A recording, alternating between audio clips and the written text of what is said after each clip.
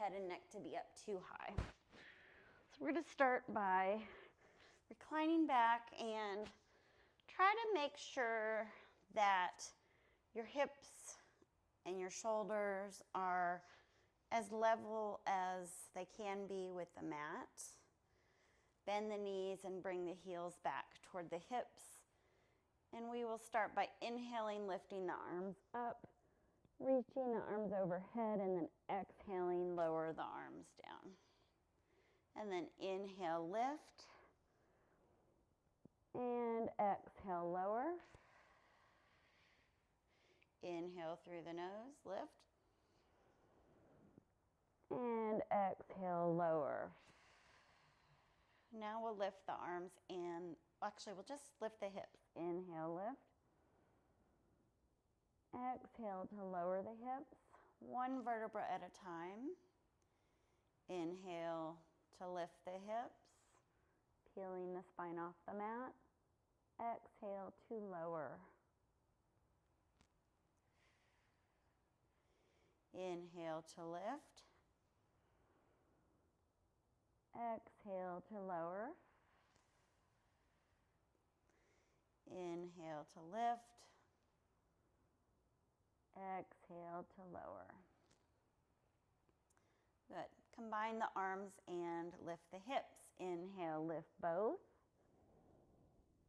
Exhale, lower both. Trying to unwind the spine down to the mat. And then inhale, lift both. And exhale, lower both. Inhale, peel the pelvis up.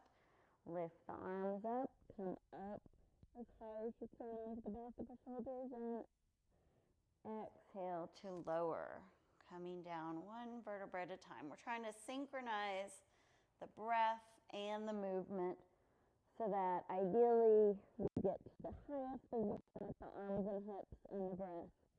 And then exhale all the way down and all the parts come down to the bottom at the same time. Let's do one more like that. This is a great way to warm up the spine. And then lower down. And then we're going to take just the right knee and hug the right knee into the chest or lift it up. And we're just going to do some right knee circles. And I'm keeping my left hand on the left thigh. So I'm trying to open up and loosen up the right hip. Good. And then we're going to change it. We're going to put both feet down on the mat and then lower the right knee down to the side, but don't tilt the pelvis. And then draw it back up. So you're going to let the right knee fall out to the right, stretching the inner right groin, and lift back up. And release. Try not to tip or let the pelvis tilt over to the right. So keep the belly in, low back down, let the right knee fall out, and back up. And let's do that 2 more times.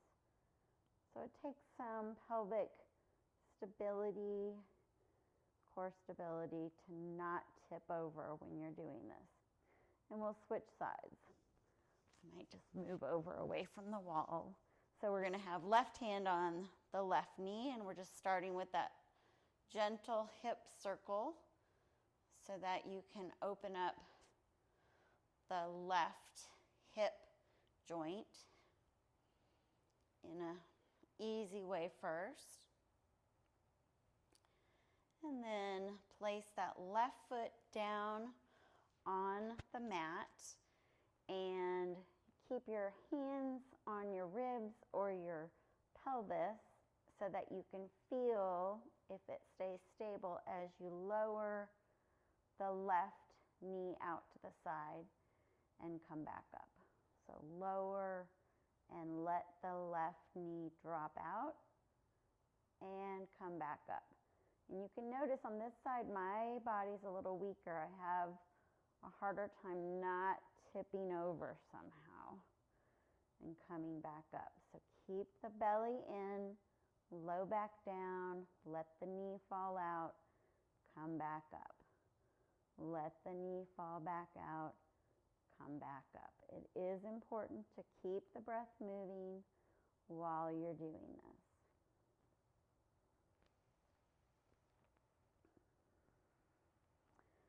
Let's do one more on the left side.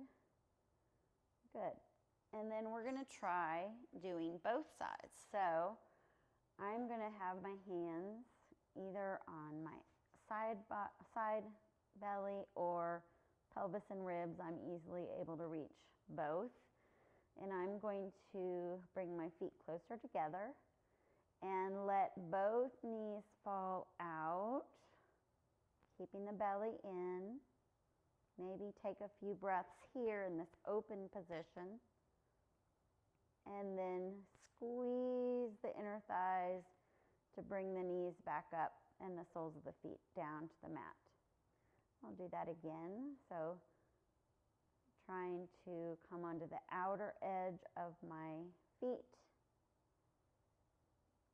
And then squeeze the knees back together, feet flat on mat. Open up, outer edge of the feet touch the mat. See if you can pull the belly in, press the low back down. Try to keep this stable. And then squeeze the knees up, soles of the feet to the floor. And let's do that 2 more times. So open, take a few breaths. See if you can soften and release here.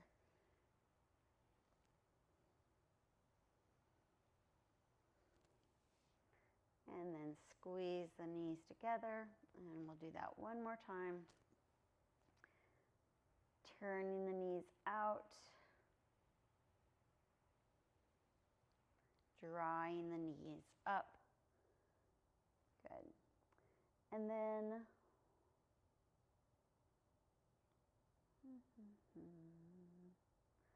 let's do one more thing. Let's work on, take the block, place it between the knees. We're going to pull the belly in and think about, if you can find these 2 front hip bones, think about trying to bring them closer together to engage the transverse abdominis here. Good. And then release. All right. And then think about these 2 bones. You're trying to bring them closer together. And we're not trying to engage the glutes. We're bringing this closer together. And then release. And we'll do that again. So think about these 2 bony parts of the pelvis, pulling them closer together, pulling the lower belly down to tighten the transverse abdominis. And then release. Okay, now take hands onto the lower rib cage. And I'll take a few breaths where we inhale, expand the ribs. Exhale, keep the ribs out. And then we're going to inhale, expand the ribs.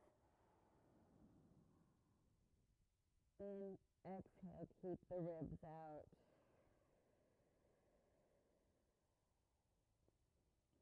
Inhale, expand the ribs. Exhale, keep the ribs out. Okay, now we're going to combine those 2 things.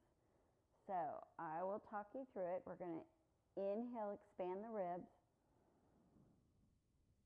Exhale, bring these 2 bones closer together to press the low belly down. Keep the ribs wide until more contraction comes up and the ribs finally come down. Inhale, expand the ribs. Keep the ribs wide.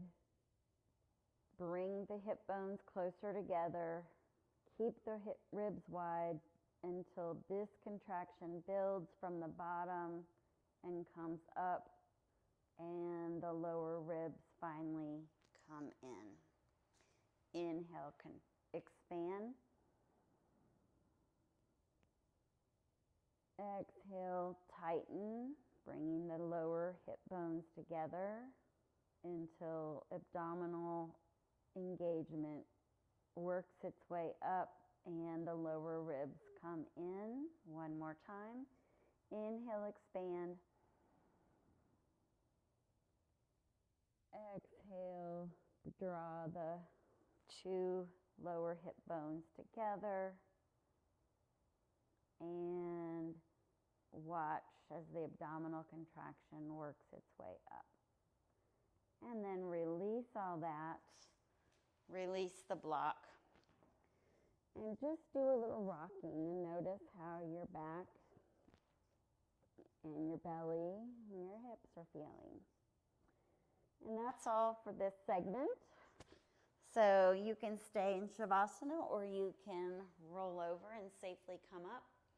And I hope you enjoy these recordings. I hope you can hear me clearly, and I'll keep working on making these improvements. Namaste.